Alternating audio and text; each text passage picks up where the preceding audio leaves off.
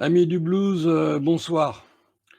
Aujourd'hui, j'ai le plaisir de recevoir, Frédéric, Vidal, le fondateur du groupe, du collectif, Solaris, qui va apparaître dans la seconde qui vient. Bonsoir Frédéric, bienvenue Bonsoir Eric, bonsoir à tout le et monde. merci.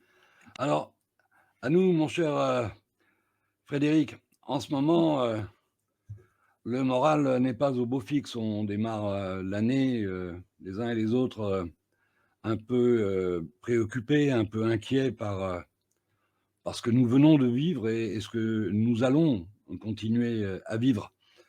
Alors je t'avoue que je suis content de te recevoir parce que tu vas nous apporter un peu d'oxygène, un peu d'espoir, j'espère, dans ce paysage tristounet. Alors parle-nous, si tu veux bien, de Solaris et explique-nous à quoi sert Solaris, comment ça s'organise et comment tu as eu l'idée. Bah écoute, apporter un peu d'espoir, j'espère déjà, mais il faut être clair aussi qu'il faut regarder la situation pour ce qu'elle est, et c'est vrai qu'elle va pas être facile. On en reparlera sûrement au cours de l'émission.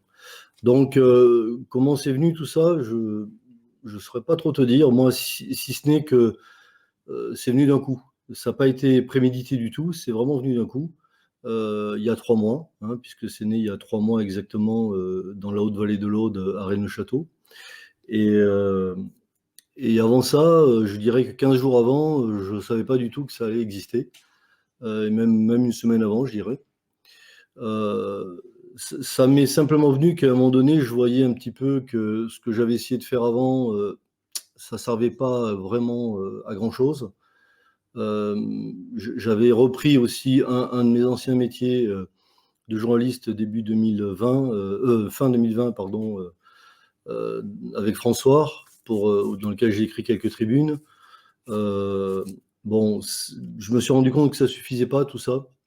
Ça servait à rien de continuer, que c'était très difficile de toucher les gens qui, de toute façon, continuaient à écouter les médias traditionnels, on va dire, les médias mainstream et les principaux journaux, radio, télé. Donc je disais que comment on peut faire et qu'est-ce qu'on peut faire par rapport à cette lente dégradation qu'on voit de tous les droits essentiels, des libertés essentielles. Et je sais même pas comment c'est venu, mais à un moment donné, je me suis dit, bon, ben, là, je sens que c'est mûr. Je sens que, du moins là où j'habitais, c'était mûr, dans la vallée de l'Aude. Je dis, faut qu'on fasse quelque chose qui est basé vraiment sur la solidarité. C'est une région où on a quand même l'habitude de ça, un petit peu. On est un peu avant-gardiste dans ces domaines-là ici. Et, euh, et le principe m'est venu tout de suite, en fait. Voilà, le principe dont je vais parler après.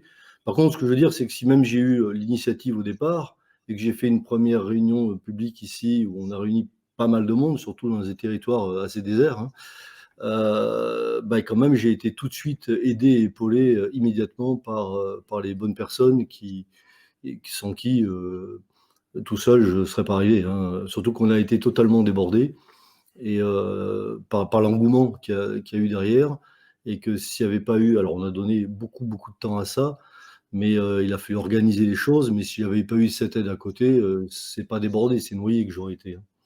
Voilà, donc je veux dire que c'est très vite devenu quelque chose de collectif tout de suite, hein.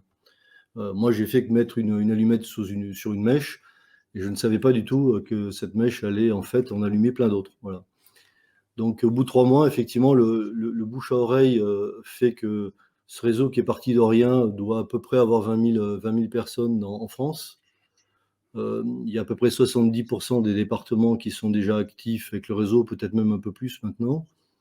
Il y en a plus de 50 qui sont totalement autonomes, c'est-à-dire qu'ils n'ont plus besoin du tout qu'on les aide. Et il y a au total une quinzaine de pays qui s'y mettent. Et il y a même tout le continent d'Amérique latine qui a commencé, ils sont en train de structurer quelque chose sur plusieurs pays. Mais ça part vraiment du Brésil au départ. Voilà. Et il y a d'autres pays qui vont arriver bientôt, apparemment, comme Israël et la République tchèque. Voilà. Donc, on a été débordés, mais ça veut dire une chose, et c'est là que c'est positif, donc on va déjà essayer de remonter un peu la morale de tout le monde, c'est que c'est mûr.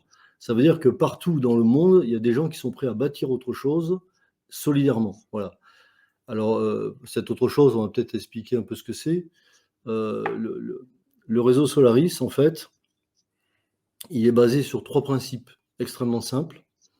La constitution d'un annuaire local, très local. On divise le réseau en cellules, comme des cellules du corps humain, d'accord ? Donc chaque cellule correspond à un village, à un arrondissement de ville, pourquoi pas. Des fois, c'est plus large, ça peut être un canton, etc. Donc chaque cellule a son annuaire propre, d'accord ? C'est-à-dire que les gens qui rentrent dans le réseau acceptent de donner quelques informations sur eux, sur leurs compétences, comment on peut les joindre, où est-ce qu'ils habitent, leurs compétences professionnelles ou extra-professionnelles, leur domaine d'expertise, qu'est-ce qu'ils peuvent apporter aux autres finalement, les ressources éventuelles qu'ils peuvent aussi apporter au collectif si besoin s'en faisait sentir. Ça peut être du matériel, ça peut être aussi des terrains cultivés ou cultivables, une serre, une grande serre qui peut aider pas mal de gens, ça peut être un hébergement possible, provisoire ou pas, etc. Voilà. On demande aussi quel type de véhicule ils ont, on va dire de l'âne et du cheval en passant par le vélo, la moto, le vélo, le tracteur, tout ce que tu veux. C'est important qu'on sache tout. On comprendra pourquoi après. Et ces données-là, donc, sont collectées au sein de la cellule, donc au sein du village, et conservées par 3 personnes seulement. Et personne d'autre ne voit ces données. Hein, il n'y a aucune centralisation de données nulle part. D'accord ? Le village d'à côté ne connaît pas l'annuaire du village voisin, et dans le département encore moins, et au niveau national encore moins, évidemment. Donc, il faut bien comprendre que ça reste local. Et pourquoi par 3 personnes, géré par 3 personnes ? Parce que c'est le bon chiffre pour qu'il y en ait toujours une qui puisse répondre. Parce que j'expliquerai après à quoi sert cet annuaire, mais c'est vraiment le moteur de recherche, l'annuaire, en fait. On fonctionne comme un Internet humain, en fait. Donc, premier principe, un annuaire local. Deuxième principe, un maillage. Un maillage qui, lui, par contre, n'est pas local, il part partout. Alors, évidemment, dans chaque département français, pour prendre le cas de la France, on va développer des cellules, on va veiller à ce qu'il y ait des cellules un peu partout sur le département, et puis on va continuer à mailler cette arborescence, qui est de plus en plus de cellules, de plus en plus de villages qui en fassent partie. Le maillage est très important. Et comment on crée ce maillage humain ? Eh bien, au minimum, les coordinateurs, au nombre de 3 aussi, d'une cellule, j'expliquerai après ce qu'ils font, et les 3 personnes référentes de l'annuaire, celles qui les détiennent, doivent connaître et rencontrer physiquement celles des cellules limitrophes, donc des villages d'à côté. Et pareil pour les autres. Et là, le maillage, il se répand absolument partout. Et il dépasse même les frontières, puisque on peut commencer à avoir des liens avec la Suisse, par exemple, à côté, qui ont bien développé le réseau aussi. Donc, c'est ça l'idée. Donc, un annuaire, un maillage arborescent, d'accord, où les gens se rencontrent physiquement. D'accord ? Quand je dis que c'est au minimum les coordinateurs qui se rencontrent, c'est aussi, moi j'invite les gens vraiment à faire des réunions de cellules, intervillages avec les villages d'à côté. C'est ce qu'on fait d'ailleurs déjà un peu partout. Ça crée le lien humain, et c'est ce lien humain qui est très demandé évidemment. Hein. On crée le véritable lien humain là. C'est pas du virtuel derrière un clavier ou un réseau social. Et le troisième aspect de Solaris, extrêmement important et qu'il ne faut pas négliger, je relance l'appel à tous les départements et les pays qui travaillent déjà là-dessus, c'est le réseau de communication indépendant. On a opté pour le réseau radio parce que c'est le seul qui peut encore continuer à fonctionner si rien ne fonctionne. Rapidement, le réseau radio, on le maille, on donne tous les conseils pour ça. Hein. On le maille avec soit des postes SCB et des talkie-walkie, les deux ensemble. On a fait tous ces tests. On arrive à vraiment créer des réseaux radio avec ou sans relais qui fonctionnent très bien. Voilà. Ça, c'est très important. Pourquoi avoir un réseau de communication indépendant ? Parce qu'on part du principe, en étudiant la situation actuelle, et personnellement, ça fait des décennies que je fais de la veille dans un tas de domaines. Autour de moi, il y a des gens qui en font aussi très pointus. On voit tous où on va. Moi, ça fait 20 ans que je savais qu'on allait arriver à ça. Mais je ne savais pas à quel moment exactement, ni comment ça allait commencer. Maintenant, on le sait. Bon. Donc, on part d'une idée au départ, dans Solaris, où on se dit, il faut qu'on puisse fonctionner dans un contexte où les services d'État et les services privés ne répondent plus. Pire, on va dire même, il n'y a plus de moyens de communication, donc en plus de téléphone, plus d'Internet, et même des pénuries d'essence et autres. Donc, difficile de se déplacer en véhicule. Comment on fonctionne comme ça ? Et la réponse, elle est dans les 3 éléments que je t'ai donnés. D'accord ? On va fonctionner comme ça. Pourquoi ? Parce que, je vais prendre un exemple très précis. Si dans un tel contexte, demain, par exemple, quelqu'un se blesse dans un village, je ne sais pas, il se casse une jambe, bon. Qu'est-ce qu'on va faire ? On va tout de suite contacter lui ou ses proches vont contacter le référent de l'annuaire du village qui va tout de suite consulter dans son annuaire si quelqu'un a les compétences et les matériels nécessaires pour venir au secours de cette personne. Si ce n'est pas le cas, il va immédiatement contacter, d'accord, les cellules voisines, qui elles vont regarder aussi tout de suite dans leur annuaire, et vice-versa s'il faut aller plus loin. Voilà.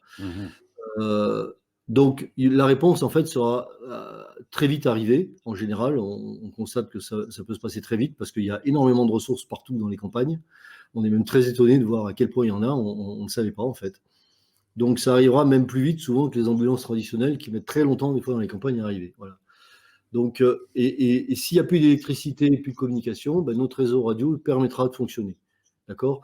Parce que notre réseau radio, il est également pourvu, ça je ne l'ai pas dit pour ne pas rentrer trop dans les détails, mais enfin, comme ça marche quand même à l'électricité, hein, tout ça, on prévoit des petits kits solaires pour recharger le système, etc. Je ne veux pas rentrer plus dans les détails. Tout ça est sur le site internet qu'on a créé rapidement.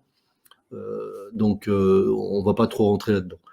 Donc, ces trois principes de l'annuaire, du maillage et du réseau de communication, sachant que le réseau de communication ne sera utilisé que si, évidemment, le téléphone ne marche plus, ou parce qu'on ira plus vite avec le téléphone, sinon. Hein. Bon. Donc, disons que c'est le troisième aspect qui servira si vraiment on a une déficience totale des services. Sachant qu'aujourd'hui, et ça c'est nouveau, la déficience des services, au départ, on pensait qu'elle allait venir du fait qu'il va y avoir une explosion économique, sociale, etc. Mais on se rend compte maintenant que ça peut être aussi une décision politique, puisqu'on voit bien aujourd'hui ce qui est censé être discuté aujourd'hui au Parlement. Et bientôt, ça va être discuté le 3, je crois, à l'Assemblée et le 5 au Sénat, où on nous parle maintenant d'installer un régime d'apartheid en France avec deux catégories de citoyens qui n'ont pas les mêmes droits. C'est du jamais vu, mais enfin si, on a vu ça ailleurs, en Afrique du Sud ou ailleurs à la grande époque, mais maintenant c'est chez nous. Donc on peut très bien se dire que si la politique poursuit dans ce sens, avec cette espèce de pression démentielle qu'on essaie de mettre sur les gens qui refusent de se plier aux injonctions du gouvernement, ben, on peut très vite arriver à ce qu'on soit effectivement privé d'un certain nombre d'approvisionnements, pourquoi pas même de téléphones, etc., là par une volonté politique. Donc le réseau de communication se justifie encore plus, je dirais, aujourd'hui qu'il ne se justifiait quand on en a parlé déjà il y a 2 mois. Voilà. Donc Solaris, c'est ça.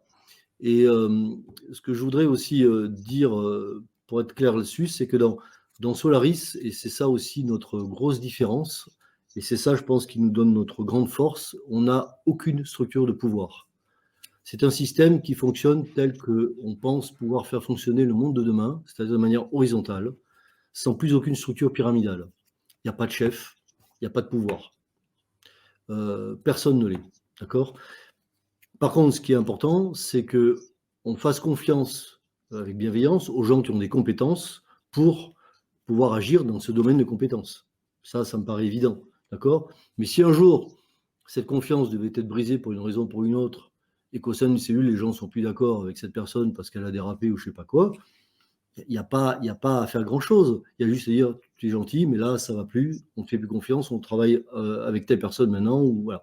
Donc, c'est très simple, en fait. Hein, il n'y a pas comment dire, de procédure à avoir pour changer soit un coordinateur de cellule, soit telle personne qui... Non, ça se fait tout seul puisqu'il n'y a pas de pouvoir. Donc, c'est quelque chose sur lequel j'insiste beaucoup parce qu'on se rend compte que c'est une habitude qui est très difficile à perdre malgré le grand désir de chacun de vouloir vivre ça. Eh bien, on se rend compte sur le terrain qu'il y a encore des fois des petites prises de pouvoir qui se passent, hein, à droite, à gauche, pas que en France, hein, dans d'autres pays aussi. Et là, je dis toujours la même chose parce que souvent, ils reviennent vers nous. Et alors, je leur dis, mais je ne suis pas le papa, moi. Je ne suis pas le papa, je ne suis même pas le chef, je ne suis rien du tout. Débrouillez-vous, soyez souverain. Si vous avez laissé s'installer un pouvoir quelconque là où vous êtes, c'est que vous avez bien voulu. Donc maintenant que vous vous en rendez compte, bah, c'est très facile de l'écarter, ce pouvoir. Personne ne vous oblige à obéir. Voilà. Donc c'est aussi ça qui est vachement intéressant dans Solaris, c'est que ça pousse vraiment tout le monde à aller chercher sa souveraineté. Et la souveraineté est vraiment le maître mot du filigrane de Solaris. Voilà. On ne peut pas avoir une souveraineté collective. Et il va falloir très certainement, vu la situation, qu'on aille vers une souveraineté collective et soudée, mais on ne peut pas y aller s'il n'y a pas une souveraineté individuelle chez chacun. ou du moins un minimum de souveraineté individuelle. C'est donc un travail que tout le monde doit faire. Et là aussi, l'une des forces de Solaris, c'est que la force du groupe donne souvent la force à ceux qui n'ont pas toujours les ressources en eux d'aller vers cette souveraineté, et ils la trouvent, cette force-là. Ça, on l'a vraiment vu sur le terrain à plusieurs reprises. Donc, c'est là aussi, je vous dirais, un facteur d'espoir, peut-être pour beaucoup de gens qui se sentent très isolés, très seuls. On a souvent eu, très très souvent eu ce retour partout, absolument partout, de dire, mais je me sentais totalement seul, isolé, dans ma famille, ils ne comprennent pas du tout, autour de moi, il n'y a personne. Et là, d'un coup, je découvre ce réseau, et je découvre qu'il y a finalement des gens pas loin de chez moi qui sont prêts à vivre ce même, comment dire, cette même aventure, on va dire. Et ils se sentent du coup, d'abord ils se sentent plus seuls, ils reprennent espoir. J'ai eu des cas au Canada qui étaient dramatiques, ils ont vraiment retrouvé l'espoir. Et en même temps, ils trouvent la force au fond d'eux d'y aller parce qu'ils savent qu'ils ne sont pas seuls. Et ça, c'est vraiment capital. Donc voilà, Solaris, il apporte ça. Et puisque on en parle, je voudrais préciser aussi une autre chose, parce que j'ai eu beaucoup de contacts avec tous les réseaux existants déjà à l'heure actuelle, et Dieu sait qu'il y en a en France en tout cas. Je ne vais pas les citer tous, mais enfin on peut parler de Réinfo Covid, Un Autre Monde, les Fermes de la Vie, enfin, excusez-moi pour ceux que j'oublie, il y en a beaucoup qui nous ont contactés, vraiment tous, en nous disant comment on peut travailler ensemble et comment on peut être en synergie. Eh bien, j'ai dit, mais on le fait déjà, parce que nous, on ne fait pas du tout ce que vous faites. Par contre, nous, on vous relie tous. Donc, ce que vous faites est fabuleux, continuez à le faire. C'est vous qui enrichissez le système aujourd'hui et qui allez aider tout le monde. Nous, ce qu'on apporte, c'est un outil de reliance, et rien de plus. Un outil de reliance entre tous ces groupes qui existent partout et qui ont travaillé des fois depuis des années déjà à bâtir des systèmes alternatifs, des structures de résilience, etc. On les met en contact déjà les uns avec les autres s'ils veulent, avec les individus avec eux, etc.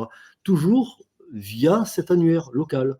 Ça veut dire, pour être concret, que la personne dans tel village des Hautes-Alpes, par exemple, qui a besoin, à un moment donné, d'apprendre, je dis n'importe quoi, mais d'apprendre à faire de la permaculture en montagne, ce qui n'est pas toujours simple, mais il y a de très bonnes solutions. Ouais. Il va pouvoir contacter peut-être un réseau existant qui fait la permaculture dans son coin grâce à Solaris, parce que les gens du réseau seront dans l'annuaire. Ils peuvent y aller d'ailleurs s'ils veulent en tant que réseau, mais il ne s'agit pas de créer un réseau, par exemple, Un Autre Monde Solaris, c'est pas ça. C'est juste qu'ils peuvent apporter leurs compétences dans l'annuaire. Mais on est juste, nous, un moteur de recherche humain, rien de plus. Les gens posent une question, on sert de moteur de recherche, on leur offre toutes les solutions pertinentes. Exactement comme le font les moteurs de recherche sur Internet. Voilà ce que je peux te dire sur la trame. La trame et comment c'est né. Ce que je peux te dire aussi, je te dis, c'est que c'est visiblement très mûr, et ça, je ne m'attendais pas que ce soit à ce point mûr partout, parce que globalement, ça marche quand même très bien, très très bien. Il y a eu des petits couacs parfois, parce qu'il y a des ajustements humains à faire, c'est ce que je dis, tout le monde doit dépasser un petit peu ce qu'il est. Il est demandé à tout le monde de laisser les égos au vestiaire, mais Solaris rejoint plein de gens très différents, quelles que soient leurs opinions politiques, religieuses, etc. Dans Solaris, on n'a ni politique, ni religion, ni rien. On est vraiment quelque chose de très neutre à ce niveau-là. Et on ne fait de prosélytisme pour rien. Et j'en profite pour dire qu'on est financé par personne, que tous les gens qui travaillent là-dedans sont totalement bénévoles, ils donnent de leur temps, d'accord, mais il n'y a pas de transaction financière. Le système Solaris ne fonctionne pas comme un système de troc, d'échange ou de transaction commerciale, quelle qu'elle soit. D'accord ? La personne qui va être appelée via l'annuaire local, parce que d'un coup, elle a une ressource qu'elle peut apporter, elle va y aller. Par exemple, je ne sais pas, un arbre est tombé devant sa maison. Cette personne n'habite pas loin, une tronçonneuse, elle est contactée par Solaris, elle fait partie de Solaris, c'est comme ça qu'on sait. Elle y va avec sa tronçonneuse, elle donne le coup de main, d'autres viennent aider à dégager tout ça, et tout le monde s'en va. D'accord ? Si la personne qui a eu le service a envie de leur faire un gâteau, volontiers, c'est pas le problème. Mais ils ne demanderont jamais rien en échange. Par contre, toute personne qui donne quelque chose recevra d'ailleurs. Parce que le jour où elle aura besoin de quelque chose, le réseau Solaris lui répondra de la même manière. Voilà. C'est ça le principe, qui a d'ailleurs intéressé des économistes dans d'autres pays qui nous en ont parlé, c'est qu'il n'y a aucune notion d'échange. C'est juste de la bienveillance, comme on le ferait tout simplement avec un groupe d'amis proches ou sa famille, où on ne cherche pas à avoir un paiement pour aller rendre un service à quelqu'un. Et bien là, on l'étend à tout le monde. Alors, il y en a que ça fait peut-être rigoler parce qu'ils trouvent ça utopique, dire ouais, mais on connaît la nature humaine. Mais moi, je m'en fous complètement de ce genre de réflexion. On fait le réseau avec qui est prêt à le faire. Et moi, ce que je vois, c'est qu'il y a beaucoup de gens qui sont prêts à le faire, qui sont prêts à agir comme ça. Et on a déjà eu des cas qu'on m'a racontés où le réseau a répondu à des cas de détresse. Et ça a été extrêmement rapide, extrêmement puissant comme réponse, et ça a remis tout de suite les gens le pied à l'étrier. Tu vois, donc ça marche. Et ceux qui protestent, qui râlent, qui disent que ça ne marchera jamais et tout, bah, c'est qu'ils ne sont pas prêts eux-mêmes dans leur tête à le vivre. Mais je pense que demain, avec la pression qui va augmenter, ils vont s'intéresser un peu plus à ça et ils vont se rendre compte que c'est possible et qu'on peut avoir une autre relation humaine que celle qu'on nous fait croire comme naturelle depuis des siècles. D'accord. Moi, je ne crois pas que l'homme soit fondamentalement méfiant et divisé vis-à-vis de l'autre. On l'a rendu comme ça, on l'a programmé pour qu'il soit comme ça. Moi, je pense qu'il est naturellement bienveillant. Et souvent, d'ailleurs, quand il y a des catastrophes quelque part, on voit se manifester beaucoup plus la bienveillance que les gens qui viennent piller les maisons. Hein. Je me rappelle la tempête de l'an 2000, j'étais en région parisienne à l'époque. En région parisienne, les gens, tu connais tout juste ton voisin d'à côté et encore, mais tu peux vivre 10 ans à un endroit, tu ne connais pas ceux d'un peu plus loin. Et je me rappelle que spontanément, là, tous les gens qui ne se connaissaient pas sont sortis, aller voir si l'autre avait besoin d'aide, etc. Après, ils sont re-rentrés dans leur coquille, mais n'empêche qu'ils ont eu cette spontanéité. Ça veut dire que c'est quand même dans le cœur humain. Voilà. Et c'est ça aujourd'hui sur lequel on appuie. Et il y a des gens qui sont plus mûrs pour le vivre pleinement dès maintenant. Il y en a d'autres qui sont peut-être pas prêts à le vivre pleinement, mais qui vont y venir progressivement. Et il y en a peut-être qui seront jamais prêts à ça. Je les plains, tant pis pour eux, mais ils vont vivre des moments difficiles parce que seuls ils s'en sortiront pas par rapport à ce qui va probablement arriver. Je vais te laisser parler un peu, mais juste un dernier truc avant que je l'oublie, parce que j'ai quand même parlé de contextes difficiles à venir. Solaris n'est pas du tout un réseau survivaliste, pas du tout. D'accord. Ce n'est pas du tout l'état d'esprit. C'est juste un réseau pour vivre autrement. On va réapprendre à vivre autrement. On va recréer une reliance humaine réelle, telle qu'elle a pu exister autrefois, mais on va la créer beaucoup plus forte encore et beaucoup plus étendue, surtout géographiquement, parce qu'avant, elle pouvait exister au sein d'un petit village, mais là, ça va être beaucoup plus étendu, parce qu'il n'est pas exclu qu'après, selon ce qui arrive, selon ce qui se passe, étant donné tous les points de veille qu'on a et lorsqu'on voit les transformations climatiques, géophysiques de la Terre, etc., il peut y avoir d'autres types de problèmes qui viennent assez rapidement. Et peut-être que là, la solidarité sera beaucoup plus large qu'au sein même de quelques villages. Ça risque d'être interdépartemental, peut-être même international, etc. Voilà.